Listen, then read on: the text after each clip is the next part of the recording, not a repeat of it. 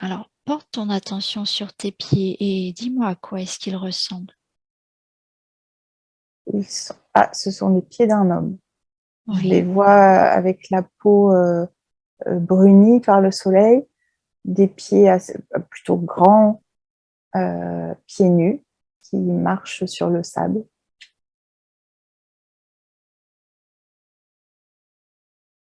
Ils avancent à un rythme plutôt soutenu.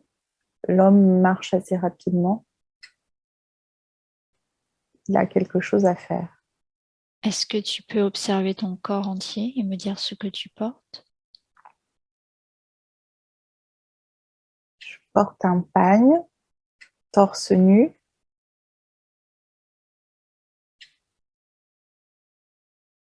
plutôt grand, un homme assez grand et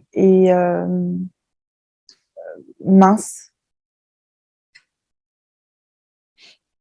Est-ce que Il tu... a, il a un sac, enfin, il a quelque chose, il tient quelque chose dans la main. J'essaye de visualiser si j'arrive à Oui. voir ce qui est dans le sac. Porte ton attention sur ce sac. Ce sont, je vois un mélange d'herbes, des plantes séchées et une pierre, comme les pierres qu'on utilise en lithothérapie. D'accord. Est-ce que tu dirais que cet homme est en bonne santé? En quel état? Dans quel état est-ce qu'il est?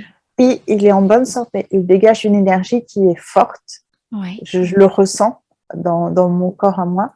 Et, et c'est quelqu'un qui a l'air très décidé. Enfin, il a vraiment quelque chose à faire là. J'imagine que le sac, il doit le déposer, enfin l'emmener dans un endroit précis.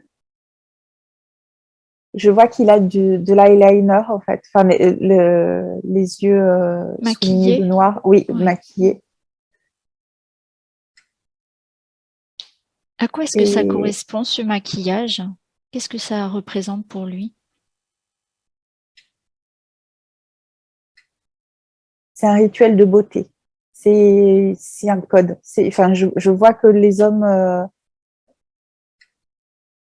c'est plus flou pour les personnes qui sont autour de lui, mais je vois que c'est quelque chose de probablement de culturel parce que je vois que d'autres hommes ont les yeux soulignés aussi de noir. Est-ce que tous les hommes portent ce maquillage ou uniquement certains hommes? Qu'est-ce que ça démarque? Non, pas tous les hommes. Je vois des hommes qui sont plus modestes. Enfin, par exemple, j'en vois un qui est en train de mendier, ou enfin, en tout cas, qui est d'origine très modeste, qui n'a pas ce maquillage. Alors là, je visualise comme comme alors, toile d'araignée, c'est pas le bon terme, mais comme des fils qui relient les hommes qui ont ce maquillage. Donc, effectivement, ça peut-être, ça m'évoque l'idée d'un groupe, en fait. Oui. Ils appartiennent à un groupe et ce sont des hommes qui, peut-être, ça m'évoque aussi des castes en Inde. Donc, peut-être, ça correspond à un groupe de la société égyptienne. Oui, plutôt Plutôt élevé. plutôt élevé. On sent que c'est Oui. un homme qui, c'est très intuitif ce que je dis, mais on sent que c'est un homme qui est cultivé, qui a une certaine connaissance et il, euh, il connaît l'utilisation enfin, il connaît le pouvoir de guérison des herbes contenues dans son sac et je pense la lithothérapie, ça me revient, le mot lithothérapie me revient. Est-ce que le fait d'être torse nu en pagne, c'est une tenue habituelle pour lui? Oui. Je vois qu'il porte aussi un plastron, c'est comme un bijou en fait, assez large, Oui, en métal doré. C'est sa parure. oui. C'est purement esthétique ou il y a autre chose? Non, sur le plastron, je vois des des symboles égyptiens, c'est la traduction d'un texte, en fait. Il y a une symbolique qui est reliée à ce bijou. Est-ce qu'on peut avoir des Et informations? je vois le lien avec ce qui est dans le sac. Alors, je me demande si c'est peut-être comme ce qui me vient, c'est formule magique, mais Oui, l'utilisation, en fait, peut-être des plantes, c'est une information. Je recommence ma phrase. Je pense que le pouvoir de guérison de ces plantes n'est pas connu de toute la société égyptienne qui se trouve autour de lui. Et oui, ça n'est lié que, enfin, c'est réservé à certains initiés. Et je vois le lien entre le bijou qui porte les symboles et les herbes et les pierres. Et voilà, c'est son objet c'est comme un objet support de connaissance. Voilà ce qui très me vient bien, comme information. très intéressant. Et du coup, qu'est-ce qui fait que lui, particulièrement, il a la possibilité donc d'avoir ce bijou? Est-ce qu'il a des capacités particulières?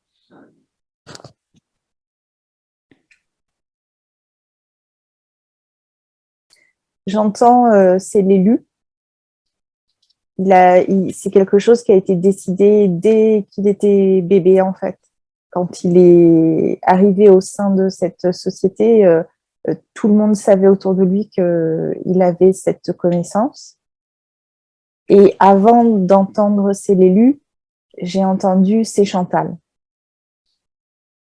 Donc, Chantal et cet homme sur un autre Oui, plan? oui, oui. Très, très bien. Et d'où ça lui vient? Il est né avec ces capacités, d'où ça vient? J'entends de très loin. Et je vois alors là, je suis plus en Égypte, là, je vois le cosmos. Je Oui, vois des planètes, euh, je vois le système planétaire, mais je vois des planètes, j'en vois une rose, donc celle-ci, je pense pas qu'elle soit connue. Euh, et ça vient d'une autre planète. il s'est incarné avec ces capacités-là. Oui. Et comment est-ce qu'on a pu détecter ça chez un bébé? Comment les parents, comment les autres habitants pouvaient Ce sont savoir? des, ce sont les Oui, sages de cette société égyptienne qui ont reçu des messages. Un homme âgé qui savait que cet homme allait arriver et être incarné. Enfin, c'était ce bébé en fait. oui, d'accord. Oui, c'était prévu que ce bébé arrive. Mhm.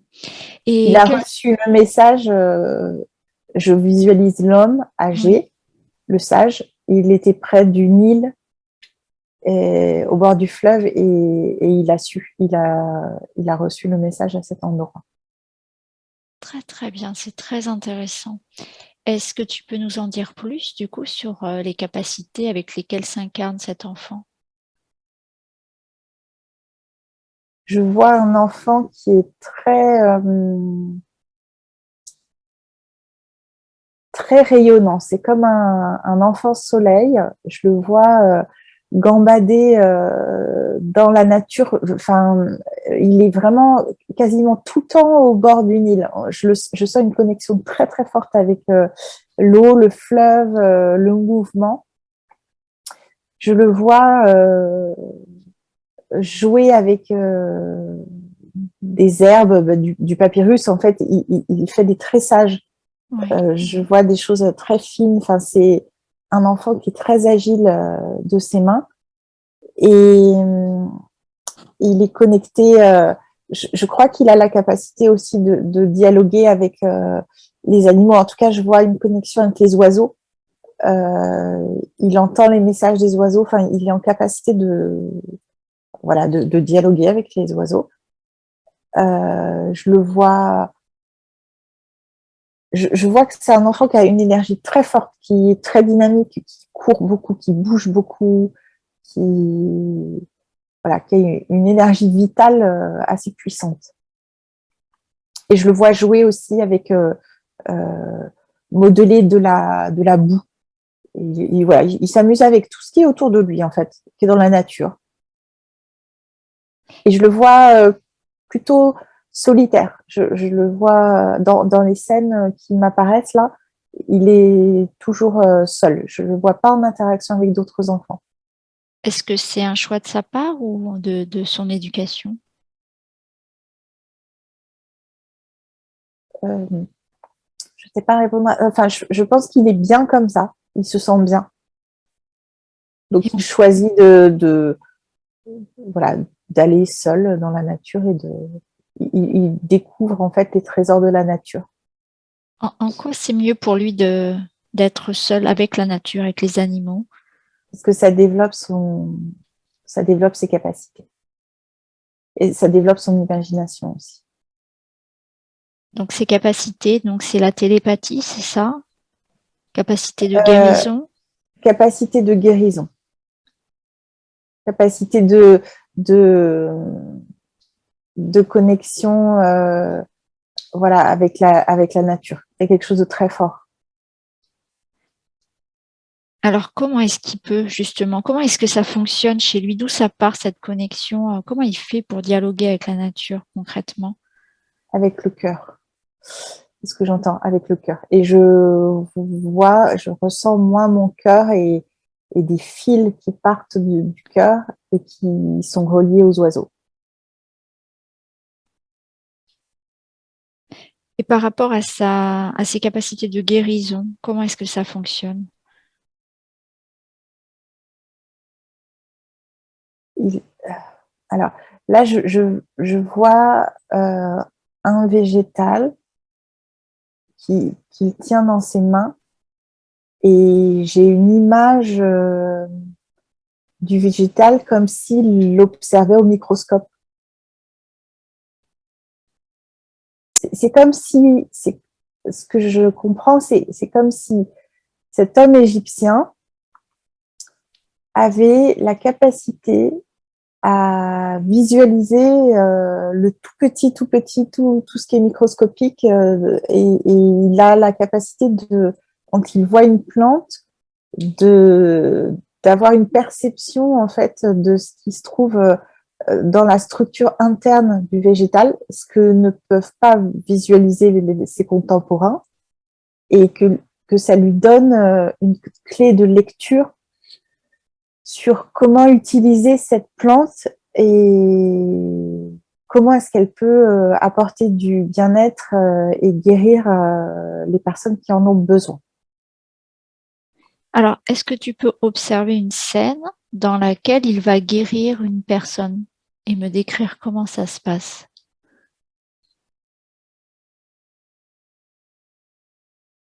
Il est appelé au chevet d'un enfant, un enfant qui a probablement une très forte fièvre. La famille est très très inquiète. Là, je sens que ça tire fort dans les cervicales à gauche. Euh, oui, la famille on sent qu'il y a une peur très très forte que l'enfant ne meure. Donc, l'Égyptien est appelé. Il, et donc, je le vois sortir ce que contient son sac. Il fait un mélange, il broie, il utilise une pierre quelconque en fait pour broyer les différentes plantes qu'il a collectées. Il en fait une pâte. Alors, je le vois ajouter autre chose. Je vois qu'il y a de l'argile. Il a pris de l'eau du Nil et c'est important que ce soit l'eau du Nil. En même temps, ça peut pas être l'eau d'ailleurs, mais c'est l'eau du Nil. Euh, et, et, euh, et je le vois aussi mettre à l'intérieur de cette pâte les pierres de lithothérapie. Il attend, il attend un peu, il récite il touche, je le vois toucher son plastron, son bijou. Il caresse en fait comme un non-voyant. Oui. Il caresse et du coup, il fait la lecture par la pulpe de ses doigts en fait. C'est quelque Oui. chose de très subtil.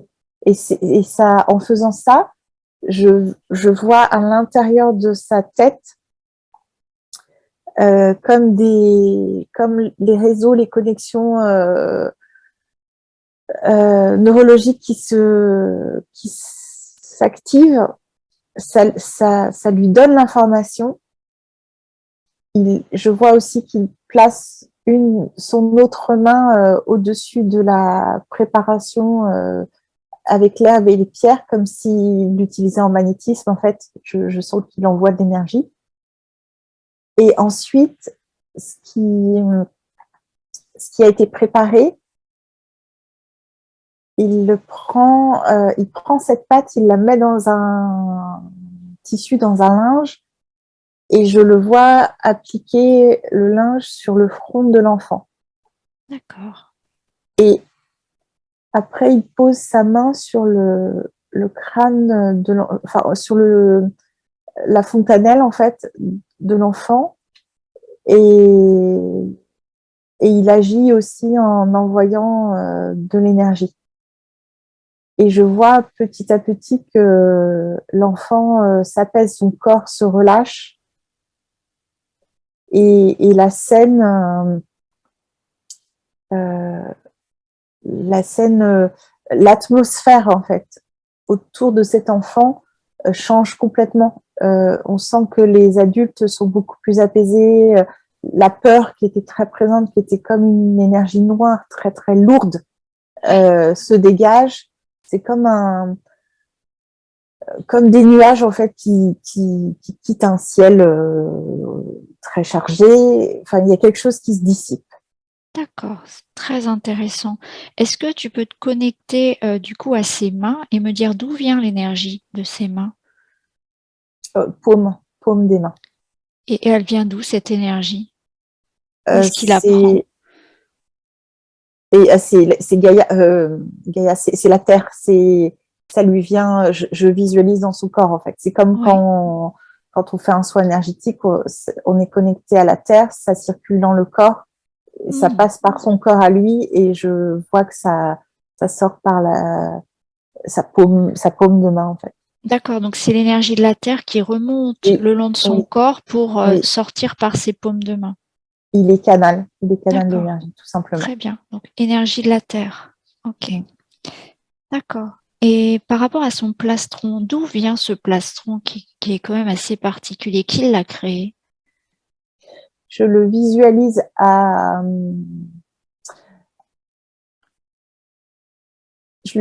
il est adolescent et je pense oui, il travaille avec un des artisans de sa communauté euh, et il demande à l'artisan de créer ce bijou en métal. Les informations, il les reçoit la nuit, en rêve. Il sait quels sont les symboles qui doivent être gravés sur le métal. Ah, et c'est là qu'intervient le scribe. Je vois en fait, je vois le jeune Égyptien, adolescent, le scribe qui est assis à côté, qui retranscrit ce qu'il lui explique sur sa tablette d'argile. Et ensuite, la tablette d'argile sert au jeune homme égyptien pour montrer à l'artisan ce qui doit être transcrit sur le bijou en métal.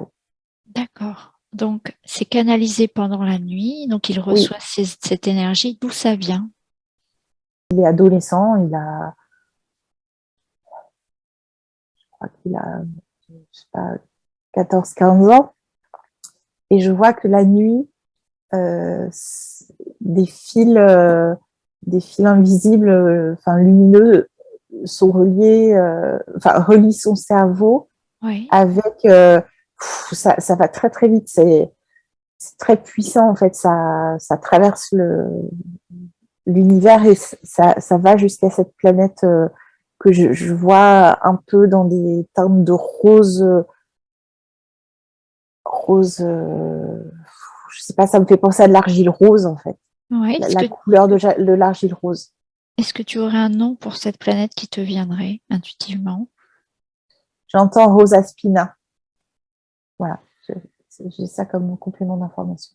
Très, très bien. Merci beaucoup. Très intéressant. Alors, pour revenir à ce soin qu'il vient d'effectuer sur l'enfant, est-ce que tu peux me dire si les parents ensuite lui offrent quelque chose pour le remercier? Comment ça se passe? J'entends gratitude. Il ne veut rien et ça ne doit pas être matériel. C'est ce que je comprends, c'est que c'est le remerciement. Ce qui est demandé, c'est très beau en fait. Ce qui est demandé, c'est que en, en retour, les parents doivent faire le bien au sein de la communauté. D'accord. Tout est basé sur cette règle-là. C'est-à-dire que si on reçoit quelque chose, en retour, on doit faire le bien pour une personne qui, voilà, qui a besoin de recevoir quelque chose, de l'aide ou de l'aide, soit un soutien psychologique, soit un soutien matériel. Mais c'est comme un, c'est, j'entends, j'entends code d'honneur. La société fonctionne sur cette règle-là. Mhm. Donc l'argent n'existe pas dans cette Non, époque-là. Ouais, non, dans enfin, cette notion. non, la notion matérialiste, non, je vois pas ça. Et comment fait-il alors pour se nourrir? Ça marche de cette même façon? Oui, à partir du moment où quelqu'un a besoin, enfin, ressent la faim, euh, je sais pas, j'imagine que tout est partagé en fait. Je le vois, ben, je vois dans cette maison par exemple des fruits, une bouillie. Oui. Euh, Porte ton attention sur cette bouillie. Qu'est-ce que c'est? ouais. La texture me fait penser à du porridge, Oui. une céréale probablement cuite dans de l'eau, enfin ça devient une pâte un peu épaisse. J'ai l'impression que c'est un élément important dans leur nourriture. Je crois que ce sont des végétariens. Enfin, Oui, j'ai l'info aussi. Ouais. c'est très, tout se fait très naturellement en fait. Quelqu'un a faim, il entre en interaction avec quelqu'un de la communauté qui a quelque chose à manger, le partage se fait. Enfin, c'est c'est voilà, c'est naturel. En fait, j'entends c'est naturel. Voilà, il y a pas de et je vois le signe de la balance. Je vois une balance pour signifier que tout est équilibré. Le don circule de manière très fluide et équilibrée, harmonieuse. Tout se fait. C'est un lieu où il est très agréable de vivre. Hein. Il y a une bienveillance très, très marquée, en fait, qui Une circule, équité? voilà, qui circule dans toutes les couches de cette société. Pourtant, tout à l'heure, j'ai entendu le mot caste, mais là maintenant, ça se précise. Ça n'a rien à voir avec le système de caste en Inde. C'était plus, je pense, dans l'idée de groupe distinct. Mais il n'y a pas de hiérarchie, en fait. Tout le monde a sa place. Voilà. tout le monde a sa place et tout est juste. D'accord. Alors, par contre, qu'est-ce qui fait que il y ait ce groupe d'hommes avec le maquillage? Qu'est-ce que ça représente dans cette société-là, ce groupe-là? J'entends que ce sont les hommes qui sont connectés plus fortement à la terre, D'accord. qui peut-être que leur rôle est de créer l'ancrage en fait de ce groupe d'humains. Ils ont cette capacité à être reliés à la terre. D'accord. Et en quoi c'est important à cette époque d'être relié à la terre?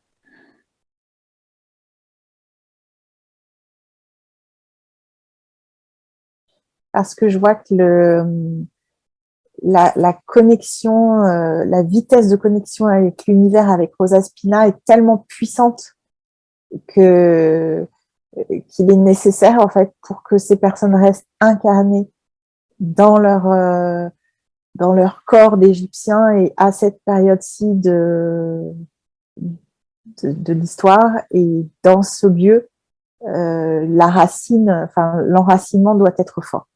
Ils viennent tous, toute cette civilisation, ils viennent tous de la même planète, de cette planète J'ai rose. j'ai l'impression. Donc, cet enfant qu'il vient de soigner se sent mieux. Il va très bien. Il a plus besoin du cataplasme. Il est dans son lit.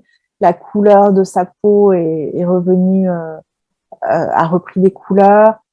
Il est souriant. Sa famille est vraiment apaisée. Il y a une atmosphère sereine et une sensation très forte de gratitude. Et comment se sent le Horus? Bien, il a fait ce qu'il avait à faire.